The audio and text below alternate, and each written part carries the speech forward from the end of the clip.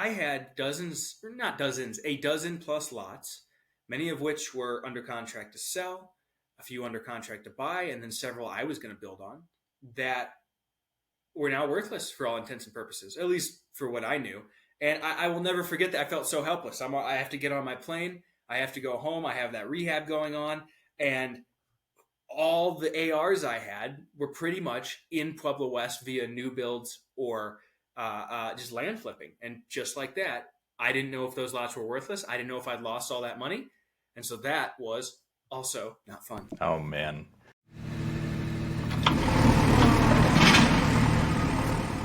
What's up, everybody? This is Mason McDonald and Dan Haberkost with the Big Picture Blueprint. And today we are going to get spooky with some horror stories that Dan and myself have experienced throughout our real estate investing career. But before we get into spooky stories, Dan, how are you doing today?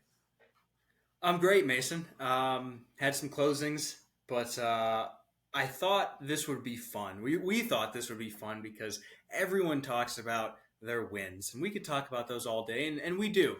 But we thought it would be fun to talk through some things that have gone just horribly wrong in our years of business. Oh yeah, no, this is going to be super useful. I think whenever you hear from people that they've never had failures, whether it's either in their actual business or in projects that they've done, they're lying, because we've all failed. We've all fallen flat on our face before, and some losses are different, depending on the scale. And Dan, you said you came from a closing. Was it a win of a closing, or was it a horror story of a closing, or a little bit of both? Not a horror story like the ones we're going to tell. However, it was actually the first build I have ever lost money on. I lost about $8,800 on a new construction build that sold today, and we can talk through that, certainly. Well, I think we should start with something spookier than just an $8,800 loss. I know you've got some stories that you're rearing to share. So let's jump into it. Dan, tell us a horror story from your business. Sure. And one caveat, some of these I didn't lose money. However, things went horribly wrong. And you'll see an example. So I think one of my favorites is 1512 Shasta Drive. This was a rental property I bought off of Craigslist, where the owner owned dozens of houses, all paid off in Colorado Springs. Bought it on seller financing, 3%, 2 years interest only, into a 15-year permanent mortgage. I own this rental today. Now, that's great. However, it was in desperate need of repair. He is a slumlord. There's no other way to say it. And so, to put this somewhat succinctly, we were about halfway through the repair. We had lowered the main beam 4 inches because the whole middle of the house bulged up. If you dropped anything, it would roll. It was like if you had poor balance, you'd fall over. Completely redone the electrical. A cosmetic rehab. A lot of the plumbing, every inch of the plumbing was getting done. And we were at the point where we were redoing the water and sewer line. And so my illustrious contractor was at the job site with a rented excavator. And this is a 1/4 acre lot. So the whole front yard's excavated. He's doing the water and sewer. We're trying to get through this quickly. And I get a call from his assistant. He's like 20 years old. And he's panicked. Dan, Jeff got arrested. Oh no. And yeah, so there is the entire front yard excavated, dirt spilling into the street, into the neighbors, on the sidewalk, the water and sewer line half replaced, and a excavator that is sitting on the clock running, and my contractor is in cuffs, gone. Stop. So that was a rough day. Oh man. Well, what happened? Did he ever get out of jail? I bailed him out of jail, Mason. I learned about the bail system. so all that to say, I immediately called around. I found someone else to go finish it, close up the hole, make sure we didn't create more issues with the neighbors or with the city. And I took the amount of money I used to bail him out of prison I just took it out of what we owed him, because we owed him money still. So that was good. And was he okay with that? Yeah, he was. He was very thankful. And really things from there, he did some more work, but he didn't finish everything. And this nightmare just kept going. The tenants were set to move in February the 1st. And or maybe it was March the 1st. I forget what month, but he fell apart. And in the weeks leading up to it, long story short, he didn't do much of what he said. He lied.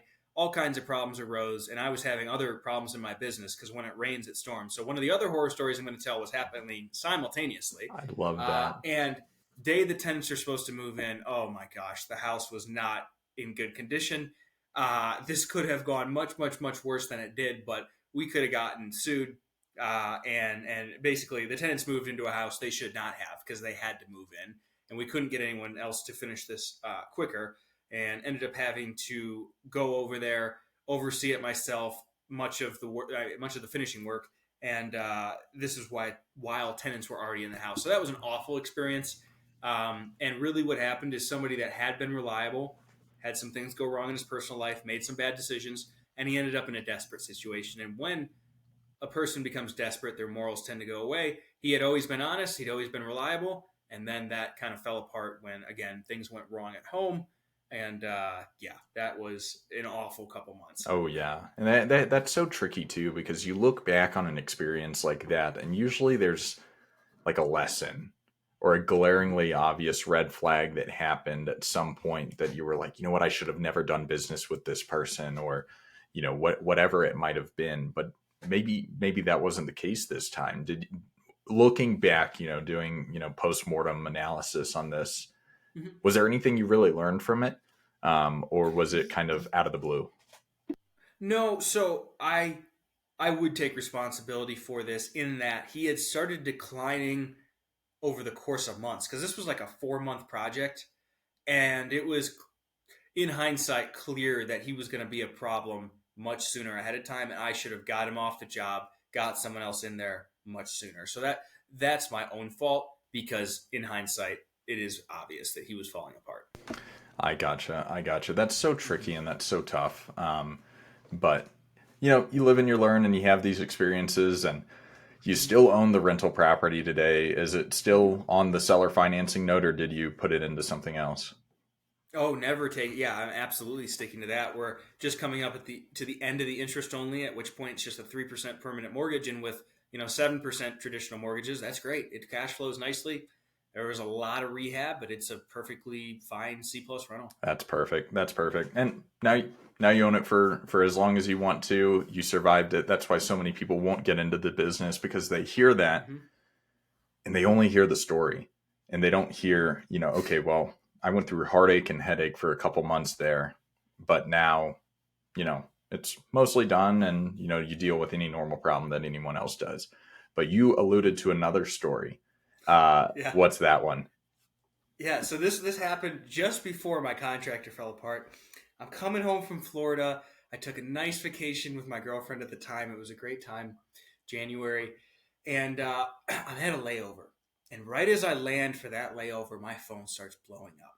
A bunch of people that I do business with or are in the same business locally have calls, texts, so on and so forth. And something is clearly wrong. So I get on the phone with a friend of mine, and he goes, "Did you hear?" Did I hear what? All water taps are on hold for the foreseeable future in Pueblo West. I go, what? Well, when are they opening up again? Oh, I don't know. They might never open up. That we don't know. Are they out? We don't know.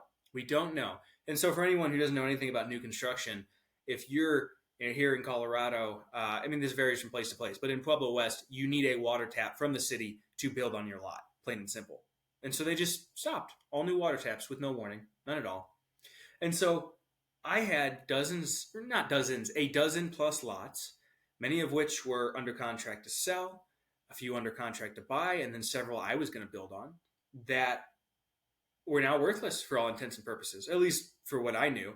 And I will never forget that. I felt so helpless. I have to get on my plane. I have to go home. I have that rehab going on. And all the ARs I had were pretty much in Pueblo West via new builds or just land flipping. And just like that, I didn't know if those lots were worthless. I didn't know if I'd lost all that money. And so that was also not fun. Oh, man. And that's one of those things where, looking back on it once again, how can you anticipate it? Maybe there was some rumblings in the news, maybe, but that's one of those things where you guys have to really pay attention to and not over leverage yourself, or be too intent on staying in one very specific market Yeah. if there's the potential of that happening, which there always is, because you never Hmm. know whenever something like that can happen. They put a moratorium on Phoenix recently because of water Yeah. issues, and Yep. Phoenix, Arizona is considered a very, very hot market. There were issues Hmm. after the financial collapse in 2008 there, but you would never expect it. So when you're doing your due diligence, that on whatever type of property, it's a really good idea to be able to have local knowledge in play. And if you can really get to know the city, know the town, know the county, and everything like that, that can help. But you just never know. You never know what's going to happen sometimes. But once again, it's a greater risk to not take any action than be afraid that something like this is going to happen, because I know you had all that, but you survived. You're still here. So clearly something happened with all this land, right?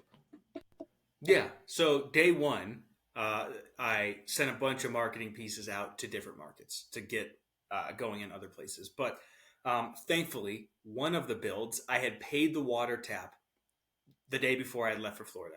And so that one just got in over the line. That ended up being a great project. However, yeah, what happened is over the course of the coming weeks, we started to get some information, but it was weeks before we got any clear information from the Metro District. And eventually, like 3 months later, they did open back up, albeit at a higher price for water taps. And so it culled the demand for land, but I was able to sell everything. And it was okay, but there was a several month process, or period there where I did not know what was going to happen, and I thought I might be screwed. So, yeah, that was not great. And then at the same time, I had everything going wrong with that rental. And then at the same time, my accountant called me and goes, "Hey, I messed up. You actually owe an extra 50 grand in taxes." So I forgot to tell you that happened at the Ooh. same time. So that was a rough couple months, man.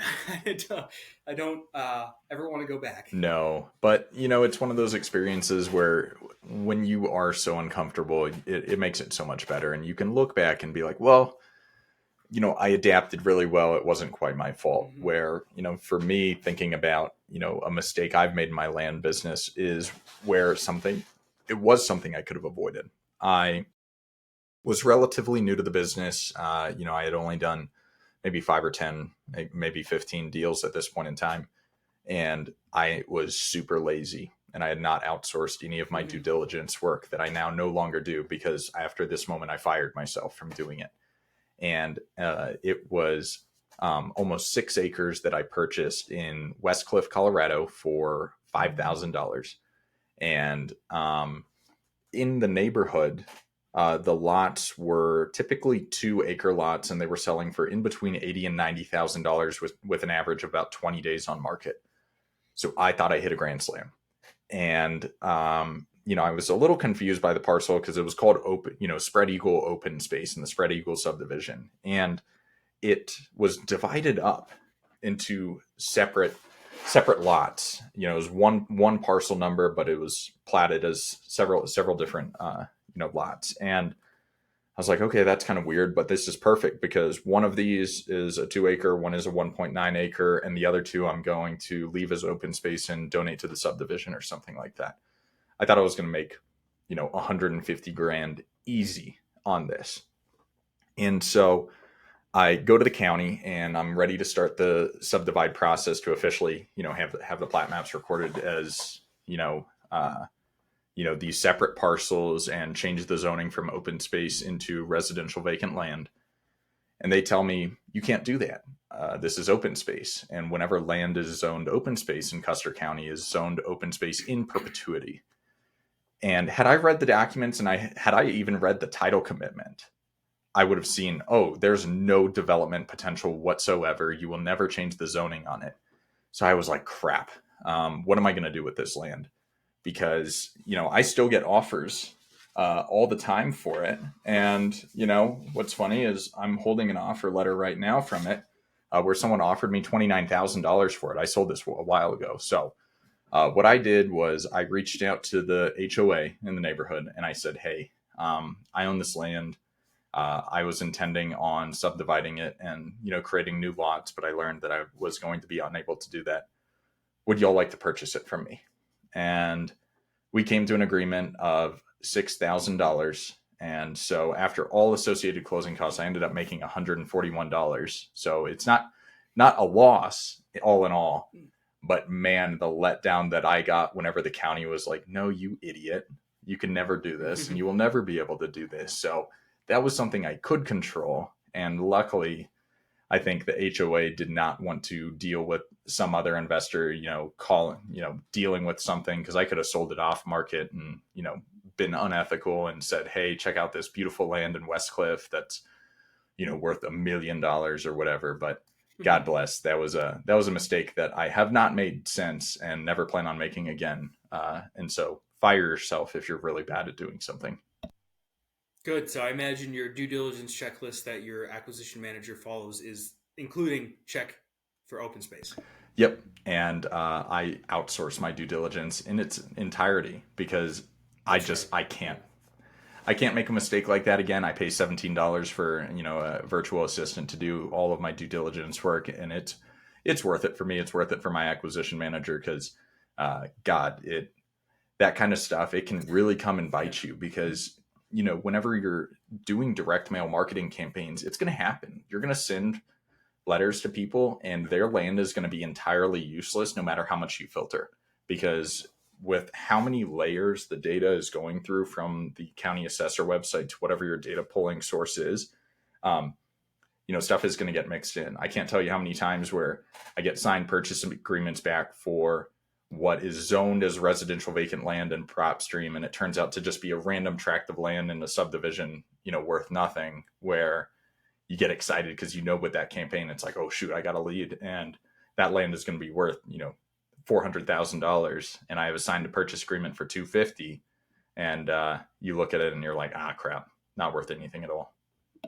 Mm-hmm. Yeah, no, that's a good one. And on the topic of due diligence, these aren't super awful stories, but there's two I wanted to share. East Auburn Drive, and the other one was a whole portfolio. And on East Auburn, this illustrates how important it is to get somebody to look in person if you can't clearly see on Google Earth. Had what I thought was a great deal in a market I'd done dozens of deals in. We had one of our cash buyers go by. And he, no, not interested. And then a few more, no, not interested. And I was confused because I thought this was a done deal. And then one of them, who I knew pretty well, I asked for information. And he just sends me this picture of a giant pile of big rocks, which were shale. And in that market, shale is extremely hard to excavate through. It makes the whole process of excavating and getting your foundation in place very expensive. And so next to the lot, right next door, there had been an excavation for a foundation, and there was just massive, massive piles of shale. Geez. And so nobody wanted to touch that lot. And so for land, we always have somebody check in person, whether it's just a realtor. It's always a realtor. And that helps to mitigate against that sort of thing. One more example, easier one. I had a whole portfolio of land. I thought I was getting at a great price. And this is where title comes in. But he ended up having like $500,000 of IRS tax liens from his ex-wife on all of his property. And of course, having a title company, made that clear, and we were fine. But if you're one of those people buying without using a title company, you better be doing your title searches and make sure they're good, because I would not want to inherit that. And explain to the listeners what happens there if you were to have purchased that. Say you did it off, without a title company or an attorney or anything like that, and there's that lien against the property. What happens? Yeah, that lien would stick to that property, and it would be a problem when I go try and sell it. I would imagine via a lawyer there is a process to remove it potentially, because it's not your name. But now I'm not even entirely sure there. You'd need to speak to a lawyer. And regardless, it would be expensive. Lawyers are never cheap. Yep. That's exactly it.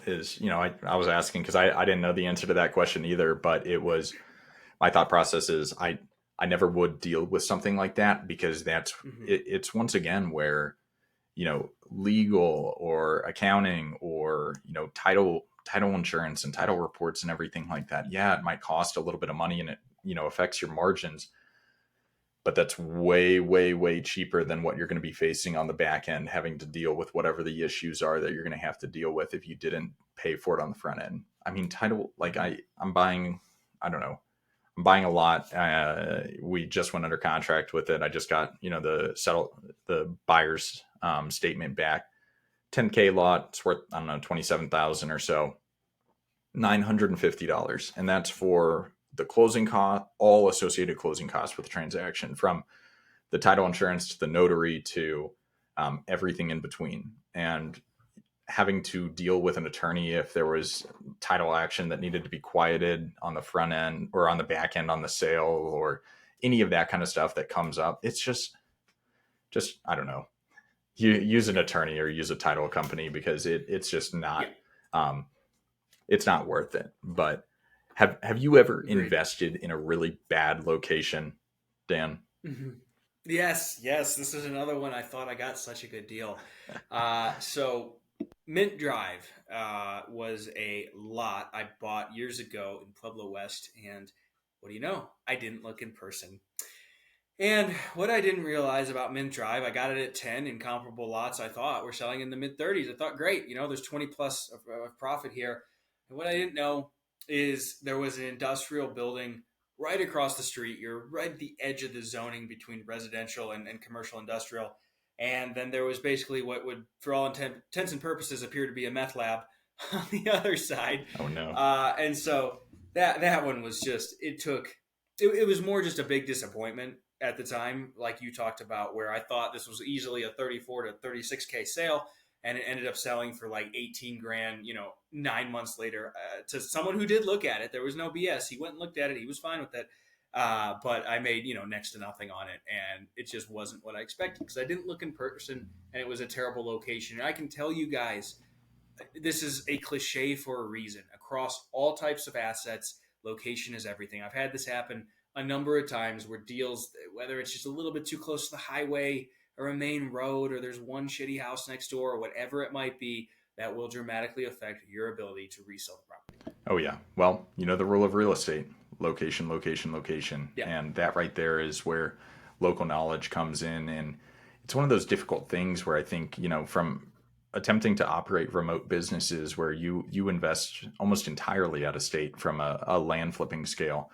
And I invest in Colorado and Arizona, and I don't go look at most of the properties at all anymore myself. But this is where local knowledge comes in, because especially if you're focusing on vacant residential lots, in the suburbs or in the city or something like that, one street over can be a huge difference. I remember in San Antonio, whenever we were looking for investment properties down there, I found one and I sent it to my realtor, and he's like, stay away from that.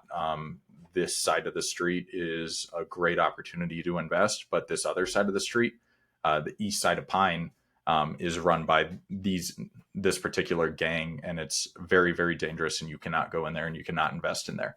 And I was like, oh, well, no wonder it was a screaming good deal, because it actually wasn't. So I think just being able to have some sort of boots on the ground, or someone that's a professional and understands the market at a really high level, is really crucial in this business.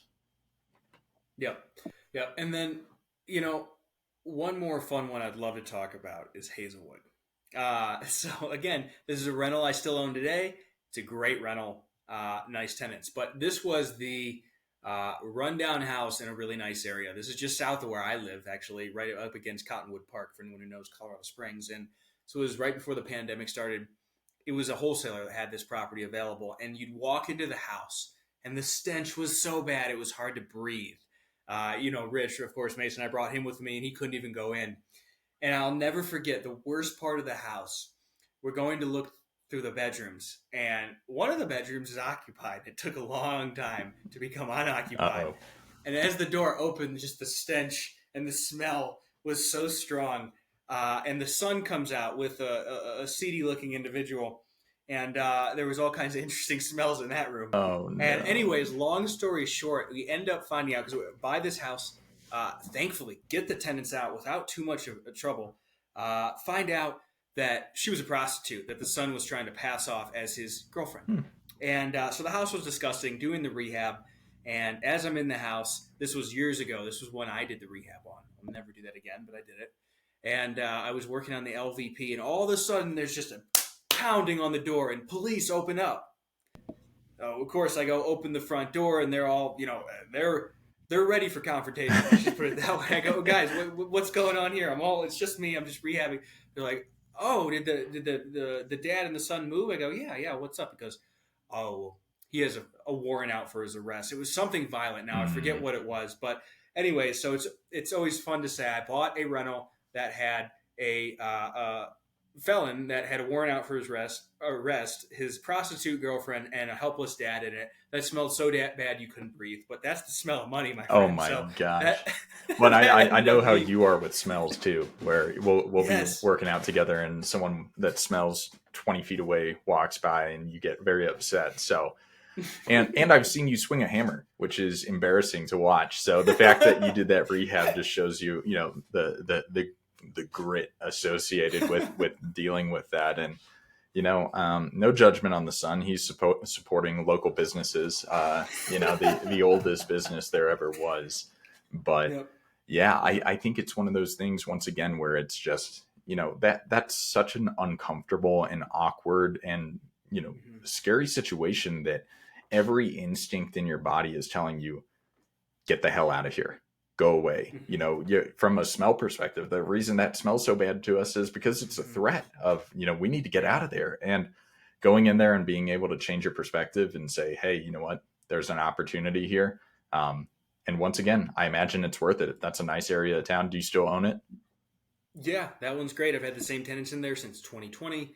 Up the rent a few times. It's just a turnkey, simple rental that's appreciated quite a bit. Perfect. And that's the whole idea of this business is solving problems for people that are more complex or more complicated or more frustrating than what other people are, going through. And I think that's something that it's a really good reminder of whenever you get frustrated in business. And if you are the entrepreneur type, you got to keep going, because that right there is what's going to cause 99% of the population to turn around and run away, because it is frustrating. Being a real estate investor full time, God, it's weird. It's a weird business. It's a frustrating business. It's both very, very complex and very, very simple at the same time, and very disgusting a lot of the time. I mean, my rehab that I'm working on right now, we're converting a commercial building that it was a slumlord, essentially.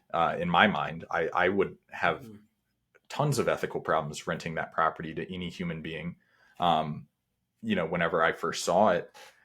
And the rehab is still going on. This is, we're recording this June 27th of 2023. I purchased it August 1st of 2022. And, we're still working on it, but man, that thing was haunted. There was dog crap all over the floor everywhere. There's creepy photos of dolls in the house, and, which is haunted on a whole new different level. But the way I look at it is it's in downtown of a very hot tourist market, and it'll be a great long-term investment. But I don't know how often I complain about it. 4 times a day, every day. And it's, yeah, I hear about it a lot. Yeah. And that's the thing is it's problems like this and challenges like this where, if you're investing and you're in a good location, just like Dan's talking about Colorado Springs, my property's in downtown Pagosa Springs, Colorado, it's going to be a great investment in the long term.